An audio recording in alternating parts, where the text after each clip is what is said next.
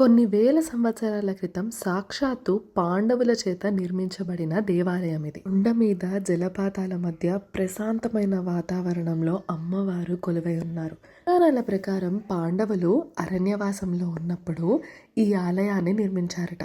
ఏకవీరాదేవి వారి ముందు ప్రత్యక్షమై తెల్లవారక ముందే ఆమెకు ఆలయం నిర్మించమని ఆజ్ఞ చేశారట. పాండవులు తమ మాట నిలబెట్టుకొని ఆలయాన్ని పూర్తి చేయడానికి రాత్రింబవళ్ళు కష్టపడ్డారంట. దానికి ఆమె వారికి అజ్ఞాతవాసంలో ఉన్నప్పుడు వాళ్ళు ఎవరో బయటపడకుండా ఉండే వరం ఇచ్చారట. గుడి చేరుకోవాలంటే ఆల్మోస్ట్ 350 స్టెప్స్ ఎక్కి వెళ్ళాలండి. 200 స్టెప్ వరకు ఆటో ఫెసిలిటీ ఉంటుంది. అక్కడ నుంచి ఎక్కే వెళ్ళాలన్నమాట. ఈ టెంపుల్ ని ఆనుకొని కార్లా కేవ్స్ కూడా ఉంటాయి. 2వ దశాబ్దం నాటి రాతితో చెక్కబడిన ఎన్నో బౌద్ధ స్తూపాలు, విగ్రహాలు మనం ఇక్కడ చూడొచ్చు.